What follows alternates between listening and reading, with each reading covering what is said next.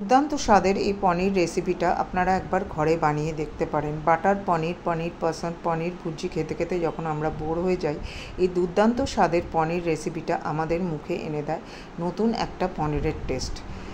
এই পনিরের রেসিপিটার নাম নবাবী পনির কালিয়া। এর জন্য আমি 200 গ্রাম পনির নিয়ে তাতে নুন মিষ্টি মাখিয়ে রেখেছিলাম, আর নিলাম আদা রসুনের পেস্ট এবং আগের থেকেই গোলাপ জলে ভিজিয়ে রাখা 1 মুঠ কিচমিচ এবং পেঁয়াজের পেস্ট। এবার একটা কড়াই গরম হলে তার মধ্যে দিয়ে দেবো আমি 2 চামচের মতো ঘি। তারপরে ওইটা গরম হলে তার মধ্যে দিয়ে দেবো আমি পনিরগুলো নেড়ে চেড়ে একটু লালচে আকার ধারণ করলে সেটাকে তুলে নেব একটা জায়গায়। পনিরটা আমি একটা পাত্রের মধ্যে প্রথমে নিয়ে নেব গরম জল এবং তার মধ্যে নিয়ে নেব লবণ। সবগুলো লবণ গরম জলে ভালো করে গুলে নেব। তারপরে কড়াই থেকে পনিরগুলো এক এক করে এর মধ্যে ঢেলে দেব। এতে পনিরটা অত্যন্ত নরম থাকবে। পনিরটা তুলে ফেলার পর যেইটুকু ঘি বাকি থাকবে তার মধ্যে দিয়ে দেব আমি কাজু বাদামগুলো একটু লালচে লালচে হলে ভাজা হলে সেটা আমি তুলে নেব একটা জায়গায়। তারপরে ওই কড়াইয়ের মধ্যে দিয়ে দেবো আরও 2 চামচের মতো ঘি। পুরোটাই আমি ঘিতে করেছি, আপনারা ইচ্ছে করলেন তেল ও ঘি দুটোই ইউজ করতে পারেন, তবে ঘিতে করলে টেস্টটা অনেক ভালো হবে। ঘিটা গরম হলে তার মধ্যে তেজপাতা, লবঙ্গ, এলাচ এবং দারচিনি দিয়ে দিলাম।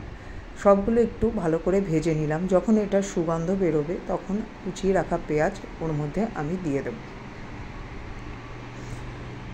পেঁয়াজগুলি নেড়ে চেড়ে একটু নরম করে নেব। তারপর দিয়ে দেব আমি আদা রসুন বাটা।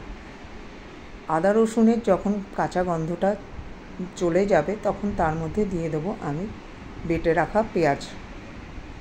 এবার সবগুলো ভালো করে নেড়ে নেব। এই সময় গ্যাসের আগুনটা খুবই লো রাখতে হবে।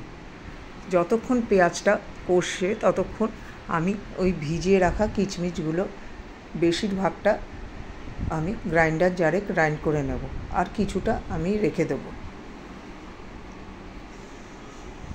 এবার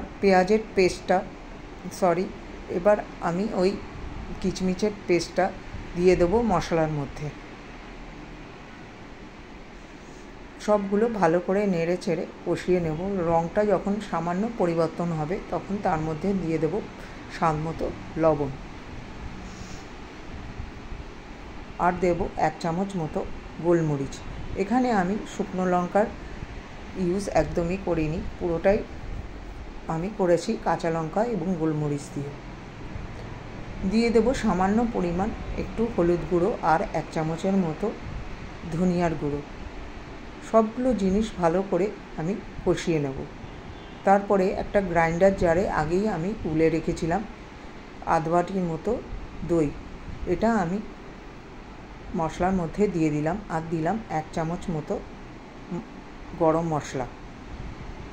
এই সময় গ্যাসের ফ্লেমটা একদমই কম রাখতে হবে আর অনবরত নাড়তে হবে, নাহলে দইটা ফেটে যাওয়ার চান্স থাকবে।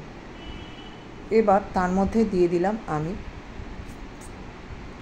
ফেড়ে রাখা কয়েকটা কাঁচা লঙ্কা। সবগুলো ভালো করে ফুটে এলে তার মধ্যে দিয়ে দেবো আমি ভেজে রাখা পনিরগুলো। তারপরে দিয়ে দেবো আমি 1 চুটকি মতো চিনি। এটা অপশনাল, যদি মনে হয় দেবেন না, নাও দিতে পারেন। সবগুলো ফুটে এলে নামানোর কিছুক্ষণ আগে আমি দিয়ে দেবো 1 চুটকি কসুরি মেথি। আর পরিমাণ মতো ঝোলের জন্য দিয়ে দেব আমি সেই জলটা যেটা আমি গরম জল করেছিলাম, তার মধ্যে আমি পনিরটা ডুবিয়ে রেখেছিলাম।